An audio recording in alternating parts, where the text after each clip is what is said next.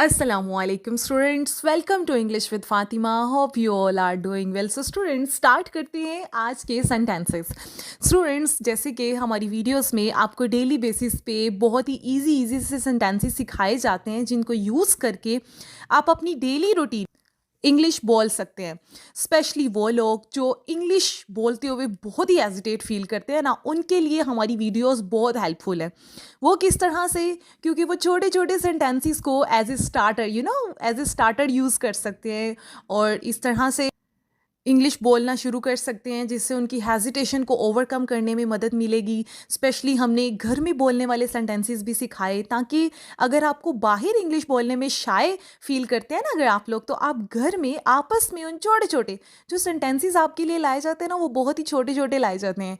उन छोटे छोटे सेंटेंसेस को यूज़ करके आप पहले घर में इंग्लिश बोलना शुरू करें, बच्चों के साथ इंग्लिश बोलना शुरू करें, और आहिस्ता आहिस्ता जब आप इस चीज़ के यूज टू हो जाएंगे ना, तो बाहर गैदरिंग में भी इंग्लिश बोलने में कोई हेजिटेशन फील नहीं होगी. सो इसी तरह आज के सेंटेंसेस भी बहुत ही इजी हैं और बहुत इंटरेस्टिंग भी हैं. तो स्टार्ट करते हैं आज की video. So the first sentence I have over here for you is, क्या ही उम्दा ख्याल है. What an idea, what an idea. जब आपको किसी का आइडिया बहुत पसंद आता है ना, कोई अपनी राय दी और आपको बहुत पसंद आए, तो आप कह सकते हैं what an idea, what an idea. और अगर आप कहना चाहें बहुत खूब, किसी ने अपनी अच्छी परफॉर्मेंस शो की हो, तो आप उसको कह सकते हैं good job, good job. Well, इसके लिए हम पहले यूज़ करते थे वेल डन. अगर उसकी जगह आप गुड जॉब कहते हैं ना, तो ये एक न्यू और ज़्यादा मॉडर्न और यूनिक लगता है, राइट. सो कहें good job, good job, keep it up. ये भी आप साथ ऐड कर सकते हैं. बहरहाल, बहरहाल, एनी हाउ, एनी हाउ, या एनीवेज, एनीवेज, राइट. दोनों यूज़ कर सकते हैं. किसी तरह, किसी तरह, समहाउ, समहाउ. परवाह किसे है, परवाह किसे है, हु केयर्स. अच्छा, अगर आप किसी से कोई बात कर रहे हैं, किसी को कुछ कहना चाहते हैं कि ऐसा ना करो, वो क्या कहेगा, वो क्या सोचेंगे, और नेक्स्ट पर्सन जो है वो आपको इस तरह से जवाब देना चाहता है कि भाई मुझे कोई फ़र्क नहीं पड़ता, या कौन परवाह करता है, तो इसको इंग्लिश में आप ऐसे कह सकते हैं हु केयर्स, हु केयर्स, यानी परवाह किसे है, राइट.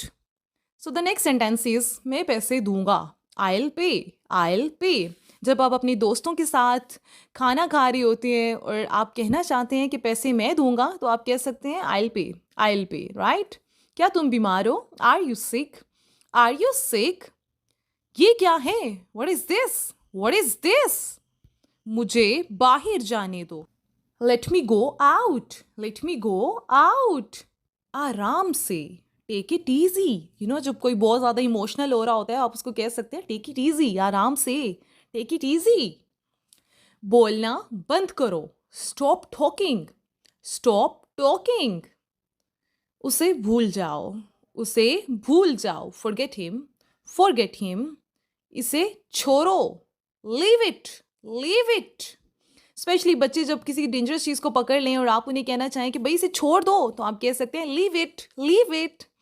इसे कर लो, go for it, go for it. अच्छा स्टूडेंट, ये जो गो फॉर इट है ना, ये बड़ा मज़े का सेंटेंस है और ये थोड़ा यूनिक और न्यू भी है. स्पेशली अगर किसी बंदे को, कोई बंदा कंफ्यूज हो कि मैं इन दोनों में से क्या चीज़ खरीदूं या इन दोनों में से कौन सा काम करूं, और आप कहते हैं कि भाई ये वाला काम कर लें, तो आप कह सकते हैं गो for it, go for it, यानी तुम ये कर लो, ये कर लो, यानी गो फॉर इट, ये वाला कर लो.